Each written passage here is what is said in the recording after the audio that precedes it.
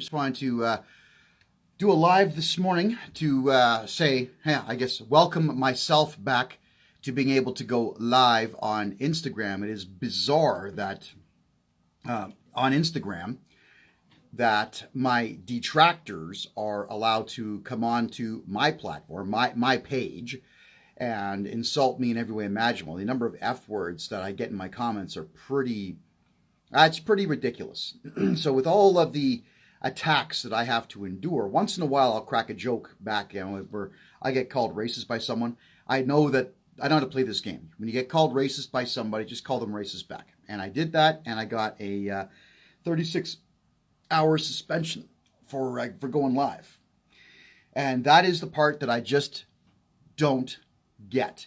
How is it that the far left wing are the only ones that are allowed to use profanity or issue statements such as "you are racist," "you are dirt," "you are pro-pedo," whatever it might be?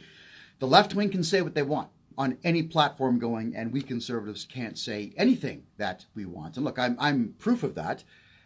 Being harassed by police in Canada for 6 years, almost 7 years now, as I have, because I talk, is also, I guess, part of the evidence that I would bring forward, that the left wing run everything in North America. And I know that all of us are sick of it.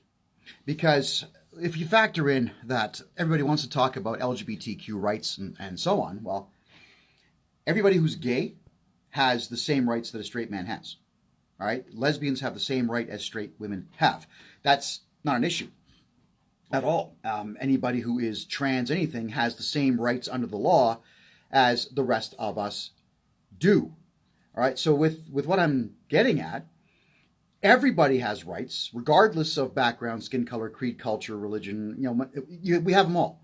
Yet we've got this contingent, this less than 1% of the population, stating that they actually don't have rights, and that guys that look like me, Caucasian, middle-aged, gray hair, and so on, that somehow we are committing ready for this, a trans genocide in North America. Now, please, show me one report where there's a genocide taking place of trans people, to which trans people do not exist, anywhere in North America, and you'll find that there are none.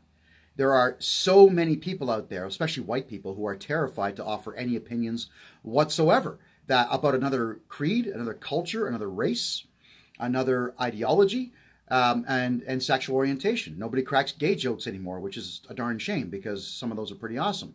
Nobody cracks black jokes anymore, which is also a shame, because those are pretty awesome. Hey, listen, I've got a whole repertoire of white jokes as well. I'm okay with everybody being the brunt of somebody else's joke.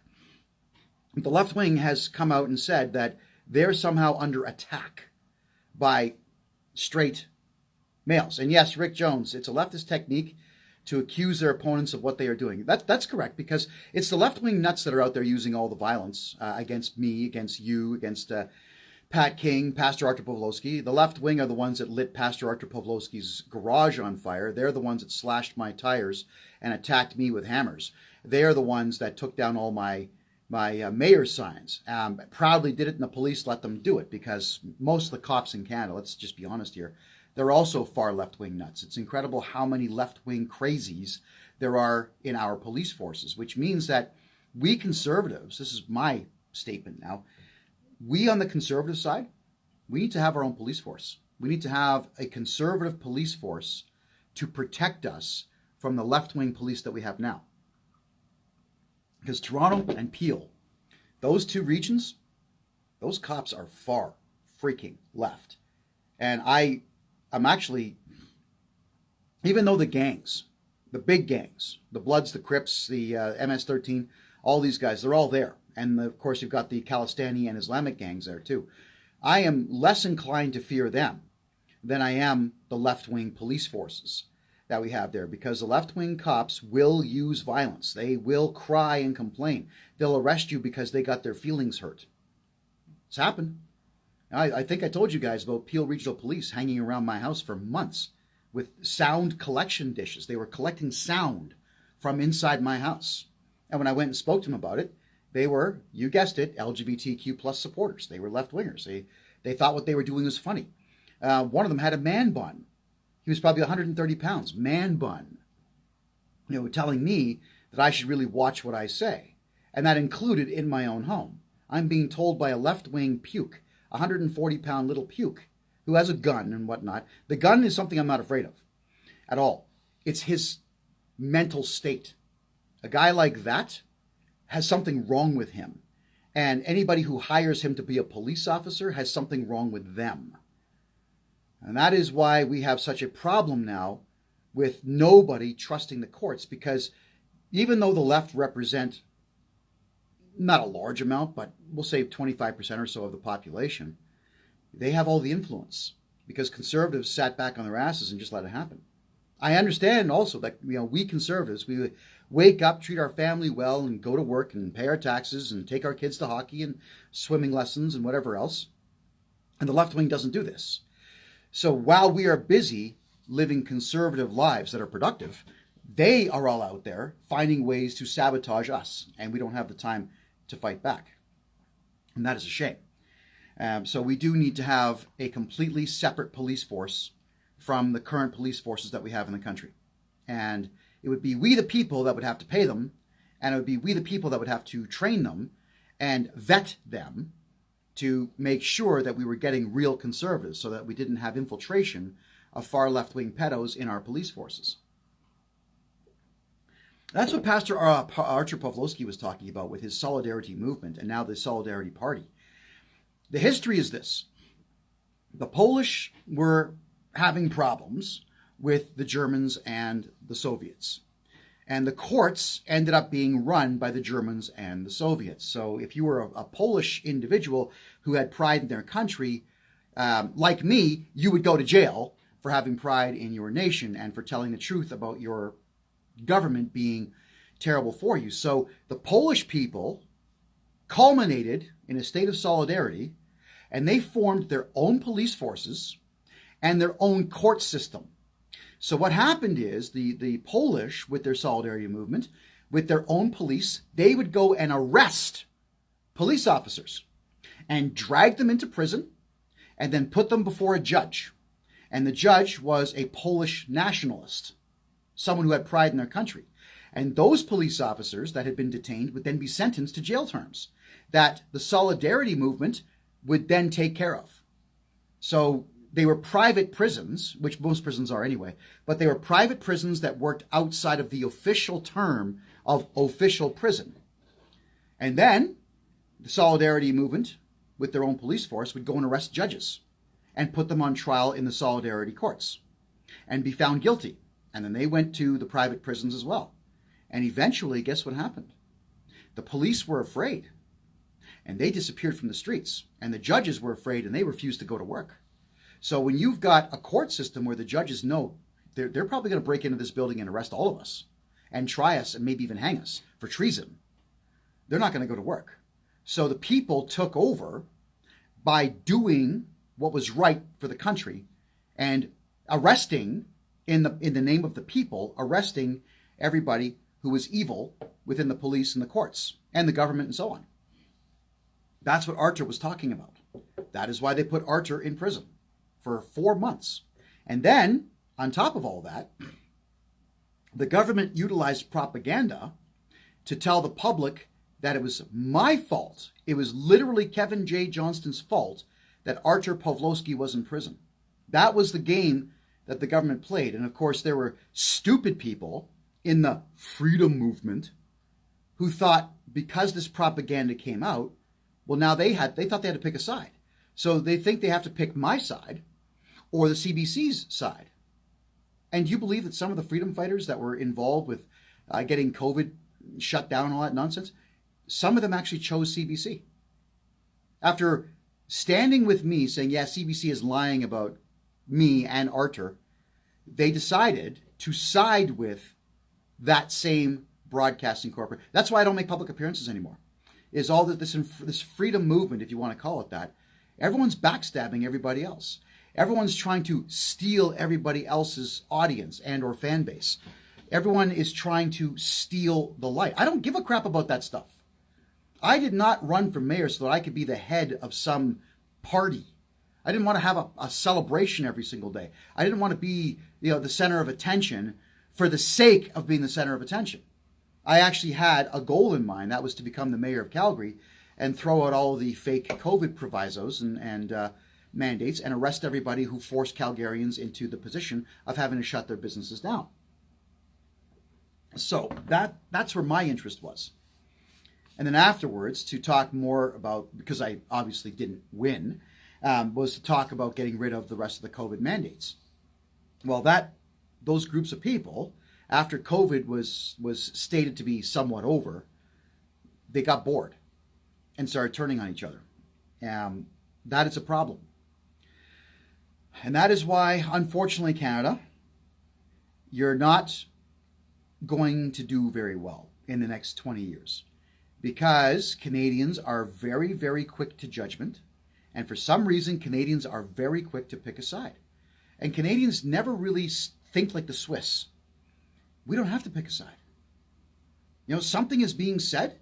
We actually have the right to ignore it and not even offer an opinion on it. Imagine that. So this comes now to the presentation I want to make about the city of Calgary yesterday. I was driving downtown showing a friend of mine the town because he'd never been here. And as we're driving, there's this culmination of 40 cops, and it looks like they're ready to break some heads. Like, they did not look happy, right? And then we saw some squad cars coming down a couple of streets that were closed off to the public. And then I realized, oh yeah, Palestinian protesters are causing trouble downtown. Why? What does Calgary, let's talk about where Calgary is geographically right now. Calgary is 2 time zones west of Toronto. Toronto is 5 time zones west of England, Greenwich Mean Time. Where's Israel? I think they're 10 hours, 9 hours ahead of us? So just based on that, Calgary is almost a kilometer and a bit over sea level, and Palestine, Israel are at sea level. So we're a kilometer higher than them, and we're 10 time zones away. Could I please ask, what the hell does Calgary have to do with Palestine? And why do Calgarians have to spend extra money on police to protect the city, or at least the windows in the city, from being damaged by these crazy protesters who behaved the same way and are behaving the same way as those Antifa punks were during my mayor run? Antifa was out there hitting people because I was running for mayor. Antifa was out there breaking windows because I was running for mayor.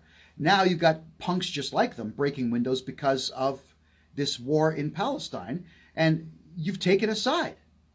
The media said, pick a side, and we're going to tell you which one, and you're going to do it. And you're listening. You're picking a side. My God, why are you taking sides? I noticed that right now there's a war taking place in Nigeria between Boko Haram and the Civil Defense Force in the Biafran state within the country. So that's Christians versus Muslims. You notice how you haven't picked a side in that one? The media's not even covering it. Why? Because they want Boko Haram to win. They want the Islamic contingent, the terrorist group there, to take over that country, because Nigerians have actually worked very hard on getting their country into the 21st century. Boko Haram wants to take it back to the Stone Age. So why are you not flying Biafran flags? Or maybe Boko Haram flags? Because if you're flying the Palestinian flag right now, or the Hamas flag, I'm not picking sides, but I'm telling you, you've picked a pretty bad side to deal with. In Uganda, the public has been under fire by its government for a little while. There's been some pretty big mass killings of citizens there. I've noticed that none of you are flying Ugandan flags. Lesotho, I said this last night in my presentation live, and I'll say it again. Lesotho, which is a country completely enveloped by South Africa, has the most rapes in the world. I don't see anyone out there standing in solidarity with African women and young African boys who are being raped all the time. I haven't seen one Lesotho flag anywhere in the Western world. Period. And why is that? Because the media hasn't told you to pick a side in that yet. And if they did, if the mainstream media said, okay, we're going to stand in solidarity with somebody in Lesotho, you better believe that there'd be protesters downtown Calgary. Again, 7, 12, whatever time zones away. There'd be protesters down there doing what the media says and causing havoc. Think about that. And hello to Peter in Czech Republic. I think, how do you say it? Dobrý den? Dobrý den. Or I guess it's good evening. Dobré ráno. Thanks for being here. Appreciate that. We are going to be told very soon to pick a side in the next big African war. Now, I made this prediction on Mike in the Night on Saturday. I'm going to make it again right now because different audiences here. This is so stupid. God, everything is so stupid, okay? And hello to you in New York. I used to live in Harlem. I miss New York, or at least I miss the 90s New York. It was awesome. Ethiopia has been trying for a very long time to bring itself up a bit because Ethiopia's got a real problem with tribalism. And so does the Sudan, which is just north of it. And so does Egypt, for that matter. And as you may or may not know, the Nile River starts in Ethiopia, makes its way through the Sudan, and makes its way all the way to the Mediterranean Sea in Cairo, in Egypt. Because it's water in the desert, more than 70% of the populations of Sudan and Egypt live along the Nile banks. 85% of fresh water comes from the Nile River in Egypt. Egypt made a very big mistake, and that was they did not invest in desalination technology. They live right beside the ocean. They should be sucking water out of the ocean, desalinating it, and pumping it into their water supply, but they haven't done that. And you figure that any country that has access to any kind of salt water at all would be investing in that. You know, water everywhere and not a drop to drink. Think about that. Ethiopia is almost finished its dam, the Ethiopian Renaissance Dam. It's almost complete. And this thing is going to stop the flow of the Nile to less than a third of what it currently is, in favor of keeping a massive reservoir behind a dam that is 1.7 kilometers wide. Now, this thing is tall, too. It's like 160 meters tall. There's also a secondary dam to make the reservoir deeper, which is 4 kilometers wide. So the Ethiopians have been busy. Now, if you want the truth, the Saudis don't like the Egyptians. So don't tell anybody. But the Saudis kind of funded this thing because the Saudis know this is going to cause a problem for Egypt. And the Islamic nations out there, they don't work together. They are working against each other. That's what everyone doesn't understand about the Middle East. With this dam being in place, Sudan and Egypt will have less than a third of what they used to have in the way of water in the Nile. There's debate right now going on. The United Nations, of course, is going, well, hey, we got nothing to do with this. But the debate is going to be who owns the Nile and who owns the water in it. And they'll say stuff like, just because it has roots in Ethiopian mountains doesn't mean that Ethiopia owns it. It doesn't mean that Ethiopia, a sovereign nation, can dam their part of the river. Well, sure they can. What are you going to do about it? The only option that the Egyptians have would be to go to war. And they will. So I'm predicting right now a 3-way war between Sudan, which when it's translated exactly from their language means land of the black man. Sudan, Egypt, and Ethiopia are going to be at loggerheads. They're going to be at war, and the Saudis are going to pay for Ethiopia's military might. So that means that the Egyptians are going to be in a very bad position because they have no choice but to fly over top of Sudan, or they can go out into the Indian Ocean there and come across. But they don't have aircraft carriers, so how are they really going to do that? The Saudis are not going to allow the Egyptians to fly any of their planes in their airspace at all.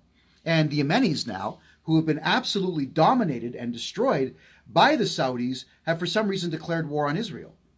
And that means they have to fly over Saudi. They got to send their missiles in through Saudi airspace to attack Israel. Does it sound stupid to you? It sounds childish, doesn't it? And that is the problem with cultures as old as those regions are, who have done nothing but hate each other since their inceptions. And I know what's going to happen. there'll be some stupid left-wingers that get in the room here and say, well, but Kev, come on, man. Like, the British went in there and screwed everything up, and the French went in there and screwed everything. They were there for a while. But these countries, Iran, Iraq, Yemen, Saudi Arabia, United Arab Emirates, Bhutan, what else do we have? Qatar, Israel, Jordan, Syria, Lebanon, Egypt, Sudan, Ethiopia. These are Islamic nations, and they're all independent countries. And they've all got access to something in the way of natural resources, whether it be oil or diamonds or slavery. Believe me, Africa exports a lot of black slaves to Saudi Arabia. These are all industries in that region. Now, I got to ask you, when the media says that Egypt is killing Ethiopians, the way the media is going to play it is that, look, white Egyptians are blowing up black Ethiopians. Now, of course, that's going to be an insult to them because Egyptians are Arab. They're not white, they're brown. But the media will play it off as white versus black. That's exactly how it's going to get done. The Canadian Broadcasting Corporation is going to do exactly that. And you, not the people watching because you're smart, you're here, but the other idiots in the country are going to listen to this crap and they're going to pick a side. So you can be rest assured there will be Ethiopian protests taking place downtown Calgary, and the police are going to have to come out getting overtime, and they're going to bring out the horses, and they're going to bring out the extra vehicles, and that's more fuel and more oats and more everything. And the city will get shut down. That's less commerce taking place in the city. And again, with me living in Calgary, I'm asking, what the hell does Calgary have to do with Ethiopia or Sudan or Saudi Arabia? And the answer is nothing. But stupid people out there think that it does. And they just can't wait to fly a flag and scream. Food prices have almost doubled in Calgary, in Alberta in general, since I moved here. And it's not quite 3 years yet. Doubled in that time. Why aren't you protesting grocery stores? You don't. I'll tell you something about Calgary, everybody. This is something that people around the world maybe don't know. There's more retail in Calgary than there is in Toronto. And you think with the size of Toronto, if you factor in the greater Toronto area, there's 6.5 million people there. Calgary's about 1.1 to 1.2 million. And not everybody is working, by the way, in Calgary. But for some reason, the malls and the bars, they're busy. They're full. I don't know what the hell people are buying. And I really have no clue how they're affording it. But Costco and Great Canadian Superstore and whatever else they have here, they're all full. People are lined up to walk in. They just don't stop. And they're bitching about the high prices, but they're still paying them. What if all of you just formed a human chain link around every grocery store going, protested prices and said we want prices to drop back to 2005 or maybe even 1997 pricing? Because the profit on food is incredibly high, but not only is the profit high, the grocery stores out there are making money on stocking fees, which Coke and Pepsi are going to compete to have their product at head level. So they got to pay, $20,000, $30,000 a foot of shelf space to be able to have their product in the store. Grocery stores make money on stocking fees, not on groceries. People don't know that.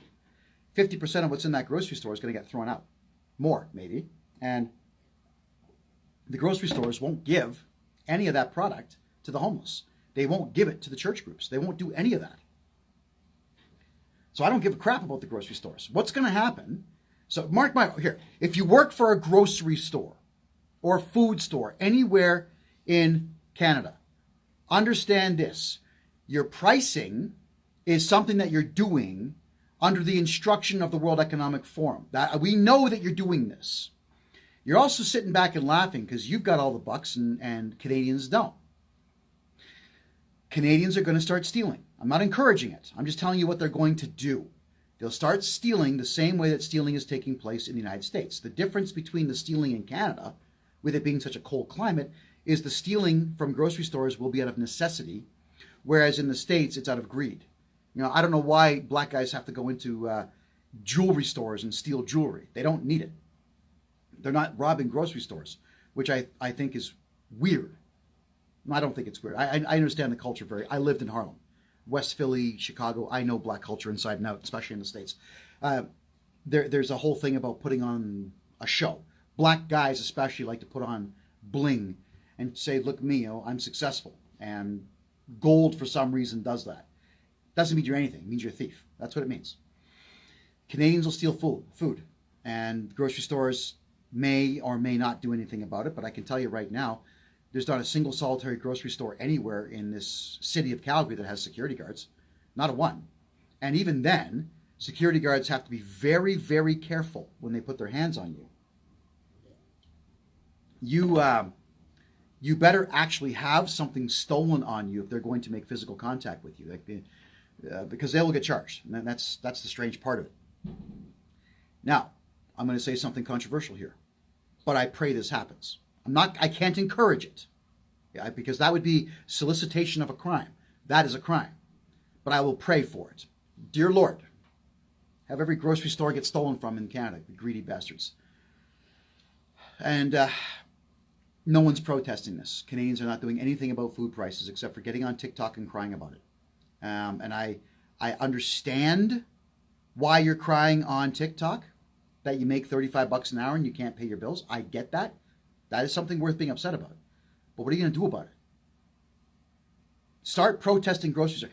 Fuck Palestine and the hell with Israel and fuck Africa. What can you do about that, and how does it affect you? And until you grow up and stop doing what the media tells you to do, until you stop picking sides in conflicts and battles that have nothing to do with you, you're all going to be broke. Every single one of you, you're going to be broke. Start taking care of your own household. None of you can change anything in countries where they don't want to be changed. Those countries don't want democracy. They want despotism. They want tribalism. Let them have it. Don't fly their flags, because those countries are doing nothing but killing each other all of the time in the name of whatever God they believe in. And you're an idiot if you follow along with that. I told you all, I'm not picking sides in this Israel-Palestine conflict. That's their problem. It has nothing to do with me, and I'm not going to make it my problem. I will just tell you the truth about it. I'll tell you what I know. And if I'm wrong, I will apologize, retract it, and give you the correct thing. So far, I haven't been wrong. By the way, everybody, I got up this morning at 4 a.m. specifically so that I could read the Hamas charter. Holy crap. You should read it for yourself. I mean, I can sit here and tell you how horrible it is, but I think that you should read the Hamas charter, which is their constitution, Hamas's constitution. You should read that and get an idea of why it is that you'll never be able to do anything to change anyone's mind in that region. You can change people's mind outside of the region, about the region, but everybody in that region, they're brainwashed, they're done, they're sticking to their ideology, they're sticking to their guns. Well, nothing we can do. And that is why driving around downtown Calgary yesterday was actually the most annoying thing going. All of a sudden, Calgary felt like driving downtown Toronto during rush hour, which is why I left Toronto. I couldn't handle that kind of capacity anymore. And the city was slow and choked up, and cars weren't moving because idiots picked a side in the Palestine and Israel conflict. There we go. I don't think any of you are really paying attention to what's going on in South America either. So, I mean, I could list a whole bunch of skirmishes taking place in South America. I don't see anyone flying Brazilian flags or Colombian flags, or none of you are flying Venezuelan flags. There's still cannibalism in that country because the government screwed up so bad. You're not flying those. None of you are standing in solidarity with Venezuelans. In fact, when I tell you there's cannibalism taking place there, what happens? Left-wingers, they do their best to phone me or get on social media and tell me I don't know what I'm talking about. And let me tell you something about Canadians right now. If you get your news from CBC or CTV or otherwise, you know nothing. You're stupid. You're an idiot. You are ill-informed. You're uninformed. You know nothing about the outside world. You see, Canadians have had it so good for so long that they actually have it built up in their heads that being a lazy piece of shit is their right. And a lot of Canadians live like lazy pieces of crap, just turds sitting on a toilet bowl. That's what they do. And they judge me and they judge a lot of you because we know what we're talking about, because we're interested in being better than them. And it wouldn't be so bad if they could just shut up and leave us alone. But they don't. I had the cops called on me. The RCMP called on me at a campground last year because some woman recognized me and tried to convince me that I was wrong to say that there was no pandemic. And I just asked her questions. I said, did you see this disease, apparent disease, under an electron microscope? Well, no. How would I get that? Have you seen the genome on file? No. How would I get that? She calls the cops. Now, I happen to be lucky. I went out to buy coffee, and my friend said the RCMP are here. And what do? They had their guns drawn where my 9-year-old niece was. That's what Canadians do. You don't get your way, so you lie. What she had said was I was causing a disturbance in the campground. The RCMP, whom I cannot stand, went to the front gate, lied about the reason that they were there, showed up with no warrant, but they were there to arrest me. And because they couldn't talk to me and my family told them to get lost, we're not answering your questions, what did they do? They put a warrant out for my arrest. Yeah, because someone, a loser Canadian, and I know who it is, because some loser didn't like my opinions and couldn't convince me to be a retard like her. That's how Canadians function. They don't get their way, they call the cops and make things up. And this cop, my family filmed them, and I'm going to release the footage after the complaint gets dealt with, which it may not. This guy was all threatening and all cool and all tough. Some little 33-year-old puke. And he had 2 idiots that were rookies with him, and they didn't know what to do. Now, really, why try to act tough? It's not going to intimidate me. Yeah, you've got a gun. So what? What are you going to do? Shoot me with it? Okay, so you shoot me with it. Then what happens? What next? This is where they don't think it through. When they're pulling all this intimidation crap, I don't think the average cop thinks through what's next. I'm going to draw my gun, and he's going to stand there smiling at me, which I would do. I'm not putting my hands up and getting down on my knees, and my facial expression is not even going to change. I've been mugged at gunpoint. I know how to react when someone's got a gun pointing at me. What's the next thing? See right there. I don't think anyone has the answer. And we've seen so many videos now on YouTube. Thank God for YouTube, at least for that one thing, and that's filming police interactions when they're screaming and yelling and pulling guns and behaving like complete idiots. What's next? You're going to shoot an unarmed person? I mean, in Canada, cops, they can shoot you and get away with it. I mean, they can murder you. Nothing will happen. That's just how Canada functions. But in the States, cops actually do go to prison for this stuff. And the departments get sued into a point where they no longer have budgets for cars. And the counties get sued and the cities get sued and so on. We actually need the right to sue our police for behavior like this. But really, who draws a gun when there's children around? That's why the police need to be policed by our own private police force, because guys like that, something wrong with them.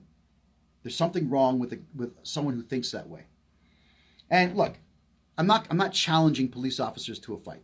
I'm not doing that, because you know what'll happen. They'll show up, 20 of them, and 20 of them will kick me to the ground and kick my head in and tell me if I feel like a tough guy now, right? 20 guys on one. They'll ask me, or they'll tell me that I'm the one who's not tough, right? But I would say that after seeing this guy's demeanor on camera, and after seeing this guy's face and the way he carried himself, yeah, he and I in a boxing ring would not go well for him, period. But, what would happen if, let's just say, for example, I'm not doing this, okay? And don't do this. Don't ever do this. But if I was to say to this guy, hey, dude, for real, you're not scary. Take off the body armor, take off the gun, take off the badge, take off the radio, don't call your friends for help, and let's just go mano a mano right now. And if he wins, you know what he'll do? He'll tell me that I assaulted a police officer, he'll charge me with assaulting a police officer and attempted murder and all kinds of crap. You know that, right? But if I win the fight, what'll happen? All right? He'll cry, he'll whine, he'll complain, and then he'll go to the station and he'll make up this ridiculous story with all of his friends. A nationwide warrant will go out for my arrest. They'll probably shoot first and arrest later. I'll be unarmed. I don't walk around with guns. I don't even walk around with knives. I don't walk around with any of that stuff. So they would shoot an unarmed guy first and then take me in, and then they would kick my ass in the jail cell and so on. And then what'll happen is this guy that I beat in a fair fight, he would have me handcuffed with my legs to my feet or something, and he'd bring out his stick and start hitting me in the head with it and so on. All right, because unfortunately, a lot of the guys who behave like this, their egos are so unbelievably weak that they wouldn't be able to stand up after losing a fight and shake hands saying, hey, well done. I was a boxer. Right? I've lost fights in the boxing ring. You know what you do? You pop your gloves off, you shake the guy's hand, you give him a hug, you tell him, good fight. And you go and you have a beer. I don't drink beer, I'll have a coffee, but have a beverage. You're not always going to win. You know, but an unsportsmanlike man is not a man. I'm just telling you how these guys behave. I've known police a very long time. This is what they do. The Crown attorneys, for example, that were giving me a difficult time. The way that they were shouting at me and screaming at me when they're in the courtroom, they just no decorum whatsoever. But they would never talk to me like that in person.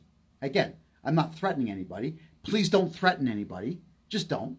But they would never speak like that outside of the courtroom. They know they can talk like that because they've got the judge to protect them and they've got the armed police officers outside to protect them. They cowards. People who act up like that because they know there's guns on their side are not men. And that's why I don't respect them. And that is why I find them incredibly amusing. Right? You cannot frighten somebody when you yourself are so afraid of being hypermasculine that you require a man with guns to back you up to actually be masculine. And that's the life lesson here. Right? If you need the weapon, you're not the man. That's how that is. You might be in charge because you've got the loaded pistol. Doesn't mean you're a man. And that's the psychological aspect that they don't actually teach police officers. They're kind of rushing them through the academies really fast these days to get as many left-wing nuts as they can into uniforms and badges and with guns and whatnot to stop conservatives from having real opinions. And the RCMP in Alberta is the worst for that. Because what happens in Alberta, and this is just psychology 101, folks, is most of them who work on this Royal Canadian Mounted Police, which is a federal police force in the province of Alberta, are not from Alberta. They have no emotional connection to it. A lot of them are pissed off that they're even here. So you've got someone who doesn't care about the place, has no connection to it, and is angry. Rest assured, Albertans' rights will get stepped on. You know, why does Alberta not have its own provincial police force where criteria number one, you must have lived in Alberta for 10 years before you can even apply? Because then you'll have people with a sense of belonging and pride, at least in their home, policing their home, as opposed to foreigners. And let's face facts, Ontario is another country altogether. You've got foreigners coming into your area policing what you're doing. Now, I recently saw a video, which was out in Vancouver, of a guy was talking to two RCMP officers. One was a Sikh with a turban on, and one was a short, really overweight Indian woman who didn't speak English very well. And they were just making laws up right there on the spot because the guy was asking them questions about why they were bothering somebody. And they kept saying, "Do you want to be arrested? I will arrest you." That's what they were saying. So they'll just hire anyone now and not put them through the ropes. The problem is, and I don't necessarily blame young police officers for this. I blame the system that they're going through. Because police, they get, 1 or 2 days of training in the law. That's what they get. So obviously, if you're going to be talking to a police officer, they don't know the law, yet their job is law enforcement. If you're going to be enforcing something, you should freaking well know it. That's why you should always ask a lawyer legal questions. Never ask a cop because they don't know. Period. All right. I'm just going to go through your questions and comments now. All right. No, this is not me hating on police, everybody. The entire system is broken. And they're just one part of a broken and obsolete system that right now is unfortunately run by the weakest men that the Western world has ever produced. That's the God's honest truth. The weakest men that have ever existed in the Western world's history are all in charge of every facet of government in this country. And then those weak men who are beta cucks Beta cucks, the definition is a beta male will do whatever a woman says, even if he's not sleeping with her. Those beta cucks then got infiltrated by the hardcore far left feminists out there, and now the worst women that ever existed are also in charge of our government. And something you cannot do is allow a feminist, a hardcore feminist, to be in charge of anything, because every choice that they're going to make is based on their disdain and hatred of humanity as a whole, and especially men. So their entire focus becomes on how can I ruin this man's life, and not how can I make this country better. And that is the biggest problem that we have here, is the hate-filled weak out there amongst us. The weakest of us are in charge of the rest of us. It's not good. Look what's happened to our country with weak men and feminists in charge. It's done. It's not coming back. It's going to take 10 decades, to fix this country from the destruction done by the weakest of the weak and the worst of the worst. And it's sad. I'm actually incredibly disappointed in all of us. Yeah, take care, Peter. Thanks for being here. Yeah, definitely. I would say that all of us need to grow up a lot. All of us need to be a bit more introspective. And I know that I can't change policing in this country at all. I can't change the system here at all unless I get into it. You know damn well they're never going to let me win an election here. Take care, Peter. We need to start working on ourselves and making sure that we know the law and that we know we have a bigger vocabulary, that we are stronger physically and mentally, that we are more emotionally stable than everybody who works in government, because we are going to have to keep our wits about us when all these angry leftist morons are coming to give us a difficult time. We are going to have to be smarter first, faster and stronger next, and certainly more knowledge-based, and we're going to have a lot more wisdom. I can tell you something about left-wingers. They don't even know what that word means, which is why everything that they do is based on emotion only. Left-wingers do not do anything reasonably. If you've ever wondered why left-wingers are willing to take their clothes off and give you the double finger and throw bricks at you, is because they have no logic center whatsoever. Is because they have heightened emotional states and they've never been disciplined. Obviously, their parents never disciplined them. The school boards have actually put these left-wing ideas in their head and never disciplined them. So you've got a whole bunch of losers running around thinking that they can do whatever they want. And unfortunately, we conservatives haven't stopped them. Society has not corrected itself yet. It's coming. Unfortunately, Canadians, you haven't suffered enough yet. You're suffering now, but you all seem to think that it's going to get better. It's going to get worse. It's going to get a lot worse. All right. First off, food prices will go up. Housing prices are going to go up. The bank rate will go up. You're not going to be able to afford food, rent, a house, or your own mortgage, or even your credit card bills. On top of that, the police are going to continue to get more far left in their hiring practices. So as the cops who are conservative, who are in their 50s and 60s right now, start to retire, and they will, and a lot of them are, because they're tired of it too, the little left-wing twerps are going to come in and make you as miserable as possible. There'll be more laws coming in to tell you that you must comply with Agenda 2030, and you're going to have to burn less wood and burn less fuel, and you're going to have to go to net zero and so on. And to give you an example of how I know this, England, the House of Lords right now is debating a new law that's going to force homeowners in England to make sure that their homes are net zero at the cost of tens of thousands of British pounds. Yeah, or you go to jail. Imagine that. If you don't get new windows and a new energy efficient furnace and a new energy efficient fridge, if you don't put out $20,000, $30,000 to improve your house, you don't even have the money. But if you don't do it, you're going to go to jail. And the House of Lords, it looks like they're going to pass this thing. So if the Brits do it, we'll do it. Because this country cannot wait to make its own citizens as miserable as possible. And that's always been a Canadian problem. that we do not honor our own people. We don't help our own people. We're very self-centered people, extremely self-centered people.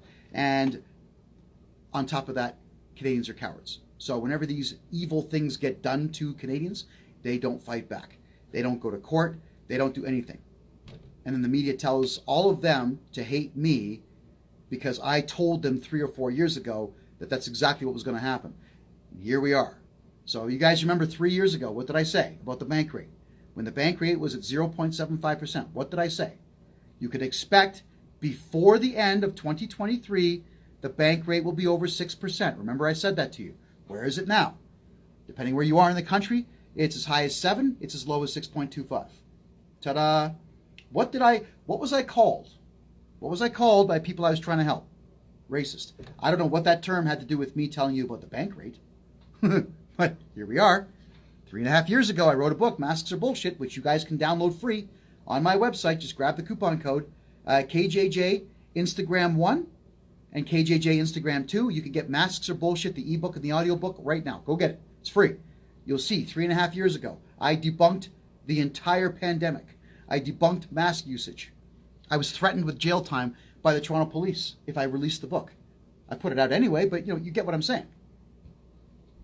I say these things, not because I want to be cool, not because I want to be Alex Jones, but because I'm legitimately concerned about the future of this nation. It was the best country in the world in the 80s, 70s and 80s. Probably the best and most peaceful place that human beings have ever had.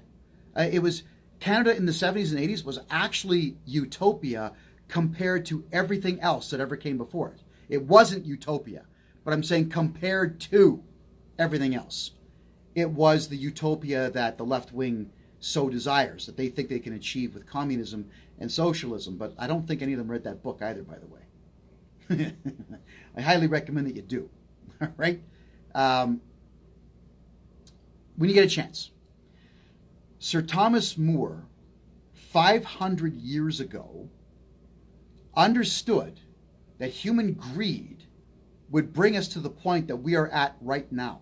And Dire Wolf, I'm going to address that in a second. He wrote a book called Utopia, where he explained that there was this elite class of people that had everything given to them. And the reason being is that 50% of the population were slaves. And that's the part that no one ever read. Read the friggin' book about slavery. Everybody in Utopia has to wear the same color gray clothing. They're stuck on an island. They can't go anywhere. Slaves!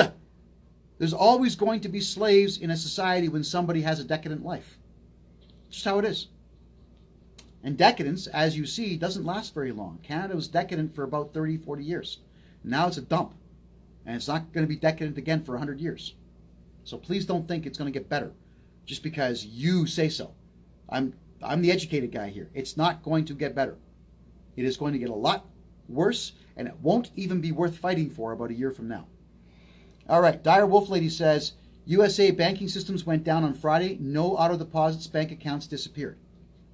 Yeah, this happened with the S&L Bank back in the 80s, and it's going to happen a whole lot more in the United States. Why? Because Americans, you let your election be stolen from you. You did not revolt when you had the chance to do so. You left-wing retards out there said, yeah, Biden. Why? Because of your hatred of Trump. Why? Because the media said you should hate Trump. So what happened? You did. And now you've got the worst government in the history of man in charge of the biggest nuclear arsenal in the world. And this Biden guy is not even in charge of anything. Kamala Harris is. Think about that. International investment in the United States is leaving. There's almost no international investment in Canada anymore. Why would there be? It's leaving. It's going to Latin America. It's going to Chile. It's going to Brazil. It is going to Russia. It's going to places where you can actually do something. You know, there's freedom of speech now in Latin America. There is no freedom of speech in Canada. Second and third world countries are really working hard to make sure they can entice white people with cash to come down to see them. Costa Rica, for example, they've said they want white expatriates from Canada, USA, the entire Commonwealth. They want Israelis with money, and they want anybody who's got more than $5 million cash to bring in. You know, they have set a goal for themselves. They want everybody who's tired of North America to go to their country, bring their lovely money with them, and stimulate their economy. And everyone says, well, you got to be careful in Costa Rica because of the cartels. The cartels don't give a shit about you. The cartels are moving cocaine from South America to the United States. I mean, if you were to go up to cartel members and say, you're bad boys because you have cocaine and you can't, they'll shoot you. But if you don't even talk to them, they're not going to know who you are. The cartels aren't going to touch you. They don't give a shit about you. Who are you? Who am I? Right? They're not going to bother me in any way. And if I was to see a huge truckload full of cocaine buzzing past me on the highway in Costa Rica, just as an argument, you think for a second I'm going to do anything about it? What would I do that would make any sense? What am I going to shut down their network? Am I going to stop people from putting cocaine up their nose by choice in the United States because I might get in the way of this truck? Think about how stupid that is. Everybody in North America who's putting cocaine up their nose and heroin in their veins and smoking crack and smoking ice, and putting LSD blotters in behind their eyes, they're doing this by choice. Now, it's not me telling them to do so. It's not even the government saying, hey guys, do drugs. The government's making it easy for you to do drugs. They want you to do drugs, but you still chose to do them. So for me, if I was going to, let's say, try to stop, and I wouldn't, but try to stop a cartel's cocaine load driving through Latin America so it doesn't get to the United States and so that people don't put cocaine up their nose, right? What are the cocaine addicts going to do in America? They're just going to find another source. You think for a second that any of you have the ability to stop a drug user from using drugs. You're on drugs if you think that. Right? So let's not worry about things that we cannot control at all. Colombian drug lords. What can I do? What can you do? Nothing. Ignore it. Work on you. Keep your household intact. What can I do about the sheer violent crime taking place in Haiti right now? Haitians are killing each other for apples and pineapples. What can I do about that? Nothing. What can you do? Nothing. I got to put that crap out of my head. It's unfortunate, but I can't live thinking about that. I got to focus on my life. And let's also talk about this. The Canadian government has taken everything from me. My house, my car, my money. They took everything. What can I do for anybody? I'm on fucking welfare. I make $910 a month off the government, and $900 of that goes into rent. So if I wasn't volunteering my time at food banks and church groups, I would have an empty fridge. Right? Think about that. So when I have nothing, what can I do? I can just work on me. So I've made a couple of deals with a couple of really good guys here and there to help them with their social media and whatnot. And I get to work out for free at a couple of different gyms because I'm teaching them how to use social media. I'm using my skill to get a little bit there. I've applied for a whack load of jobs. And what happens? Hey, I voted for you. You're that KevinJJohnston guy. But we can't hire you because CBC says you're racist. That's what I'm putting up with here.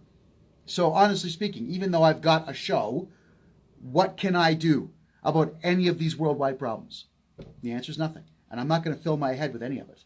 I'm going to report on it because that's what I do. And I do enjoy knowing what's going on in the world. But I'm telling all of you, be like me. Don't put it inside your head. Don't be downtown protesting Palestine. The other group that sometimes will protest in front of City Hall, and they always cause problems, are the Tigres. There's a Tigray contingent in Calgary here, and the Tigres are 5 or 6% of Ethiopia, and the Tigres have money, and they buy guns, and they commit atrocities in Ethiopia all the time. They're killing the Amhara people all the time. So black Ethiopians are killing black Ethiopians all of the time. Yet the Tigres are the ones protesting downtown in front of City Hall. And the police have to do overtime and whatnot to make sure the Tigres don't cause havoc. And the Tigres are the ones doing the killing. But they're the ones protesting. It's weird, isn't it? It's always the group that's doing the killing is the one protesting, saying that they're the victims. That's why you got to stay away from all of that shit. You should have been protesting the COVID lockdowns, everybody. You weren't. The protests were tiny. They were very, very tiny in comparison to what our population is. Most of you just complied. You just did what you were told. And no one's protesting the pricing of houses. Nobody's protesting carbon tax right now. Nobody's protesting the price of food. Nobody's protesting the fact that our infrastructure is crumbling in this country very quickly and we have no way to repair it. You're not protesting anything that matters to you. Isn't it strange that Canadians actually are not smart enough to determine for themselves what actually pertains to them? You're so wrapped up in a country that you have never been to, and right now you can't even go to. You're wrapped up in that shit. It's so silly. And I'm laughing because of the asininity of this whole thing. Is that everyone is so distracted by world events. You don't even know what's going on in your own backyard. Right? And that's the other thing with Canadians. Right? And you guys need to hear this. It is phenomenal how many of you will put an emphasis and a priority in making sure that you're home on time to watch the hockey game. I know hockey's part of our culture. I get that. There was a relative of mine who was desperate to find a new place to live because he got kicked out of his rental place. I said, I'll give you a hand with this. So I arranged a meeting for him to look at 3 different places. I called him up. Hey, dude, I've got 3 places for you to look at tonight. 7, 8, and 9:15.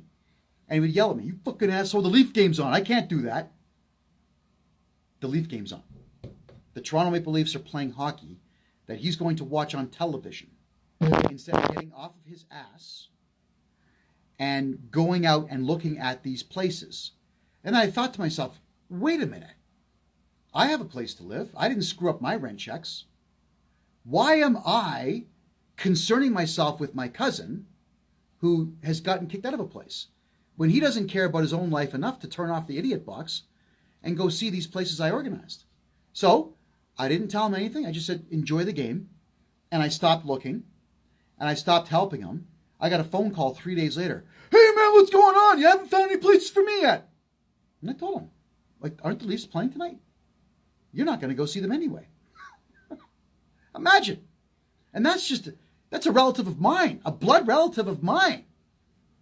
How does this blood relative of mine not have the intelligence that I have to say, you know, the Leafs are not important. I got to find a place to live. Hey, I've got a relative of mine who found 3 places for me to check out. I'm getting in my car and I'm going now. That's not how this guy thought. This guy thought I'm supposed to find him somewhere. I'm supposed to do it. And I'm supposed to work around the NHL's schedule so that he can drink his beer, eat his pizza, and watch the Maple Leafs. That will never do anything for him. The Leafs don't even do charity work for the locals. You know, if it doesn't benefit them, they don't do it. So why do you care what some sports team is doing? You don't play for them. You don't have any relatives that play for it. Your son doesn't play for them. So there we go. I just wanted to point out that everyone's priorities in this country are completely out of whack, which will lead me now to my next controversial statement. It has to happen this way. Canadians have to lose everything to understand the value of what they had. None of you know the value of what you had. You don't. Don't know what you got till it's gone. Listen to the song from that band Cinderella from the 80s. You just don't. So you have to crash. The bank rate has to go to 9%, possibly 11%. Half the Canadians have to lose their homes. A lot of Canadians will have to die of starvation or freeze to death outside. And Canadians will have to start taking the government up on its proposal to go get maids, medical assistance in dying. All of that has to happen before you idiots get your heads on right. And not the idiots. I'm not saying you people are idiots that are watching me. I'm saying the idiots out there that you know, as well as I do, are idiots and lazy. They have to lose everything before anything will get better for them. That's where the lack of imagination comes in. And I would encourage this is my last statement here. I'm encouraging everyone to be a lot more imaginative. Put yourself in here. I've only got 30 seconds left. Just imagine how bad it's going to be. Right? Next year at this time when the bank rates go up. I got 25 seconds. Imagine Imagine freezing outside in the cold, sleeping in the snow for 6 months a year. Imagine these things, and then do your damned best to make sure that that does not happen to you.